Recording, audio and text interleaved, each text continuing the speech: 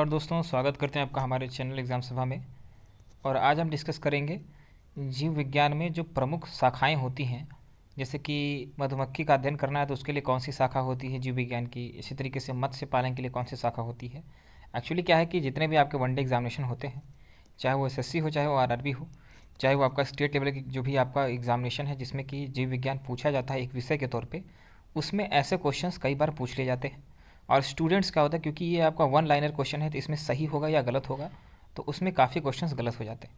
तो आज मैं आपको सिंगल वीडियो में सारी बातें प्रोवाइड कर रहा हूँ, ठीक है। उसको हिंदी में अर्थ भी समझाते चलेंगे, तो जिससे आपको उस पर्टिकुलर शाखा का ब्रांच का नाम याद करने में सुविधा होगी। एक बार दो बार उस वीडियो को अगर आप देख लेते हैं तो आपको आसानी से तैयार हो जाएगा। तो शुरुआत करेंगे। पहला होता है एपी कल्चर। कई बार आपसे अगर पूछेगा कि मधुमक्खी पालन के लिए जीव विज्ञान की कौन सी शाखा होती है जिसमें आपका मधुमक्खी पालन किया जाता है, उसको एपीकल्चर बोलते हैं, ठीक है। हिंदी में ये नहीं पूछता, ये हिंदी में भी जैसे लिखा हुआ है ना वैसे ही पूछ लेता है, तो स्टूडेंट कन्फ्यूज हो जाते हैं। दूसरा आपका होता है रेशम कीट पालन के अध्ययन के लिए सेरीकल्चर होता है।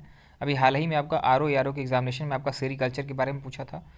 तीसरा आपका होता है मत्स्य पालन के लिए, मतलब मछली पालन के लिए जिस पर्टिकुलर ब्रांच का इस्तेमाल किया जाता है, जिसके अंतर्गत रखा जाता है, उसको बोलते हैं पीसीकल्चर, ठीक है। इंग्लिश में भी आप देख सकते हो।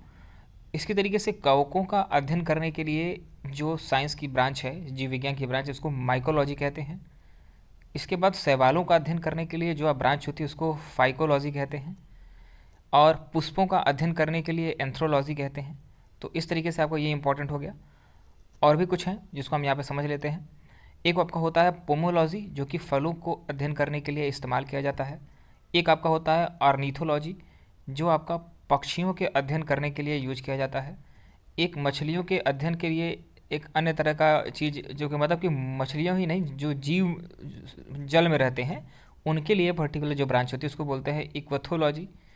और आपका कीटों के अध्ययन के लिए एंटोमोलॉजी होता है। एक बार एग्जामिनेशन में आपका एसएससी के एग्जामिनेशन में आपका कीटों के अध्ययन के बारे में जो ब्रांच है उसके बारे में पूछा गया था, जिसको एंटोमोलॉजी कहते हैं। कई बार लोग कन्फ्यूज़ होते हैं।